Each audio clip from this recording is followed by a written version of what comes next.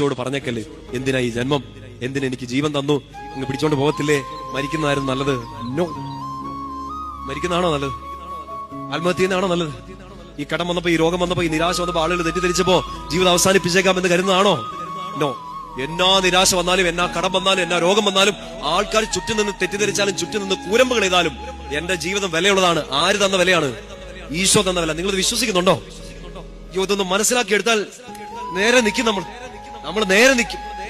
ജീവിത പങ്കാളി തഴഞ്ഞ് തൂരി എറിഞ്ഞ ജീവിതങ്ങളുണ്ട്, മക്കൾ ചവിട്ടി തേച്ച ജീവിതങ്ങളുണ്ട്, മാതാപിതാക്കൾ ശപിച്ച് തള്ളിയ ജീവിതങ്ങളുണ്ട്, ലോകം മുഴുവനും കൂടെ ഒരു ഉപകാരമില്ലെന്ന് പറഞ്ഞ് ഒഴിവാക്കിയ ജീവിതങ്ങളുണ്ട്. അങ്ങനെയുള്ള ജീവിതങ്ങൾ പോലും എഴുന്നേറ്റ് നിന്ന ഒരേ ഒരു സുവിശേഷമാണിത്. എന്നെ ഈശോ വില കൊടുത്ത് മേടിച്ചെടുത്തതാണെന്ന് മനസ്സിലാക്കി എടുക്കണം. ഹൃദയത്തിലേക്ക് പരിശുദ്ധാത്മാവ് ഇത് നിങ്ങളുടെ ഹൃദയത്തിലേക്ക് എഴുതി തരട്ടെ. നിങ്ങൾ വിലയില്ലാത്തവരല്ല, വിലയ്ക്ക് വാങ്ങപ്പെട്ടവരാണ്. യേശു ക്രിസ്തു സ്വന്തം ജീവൻ മോചന ദ്രവ്യമായി കൊടുത്ത്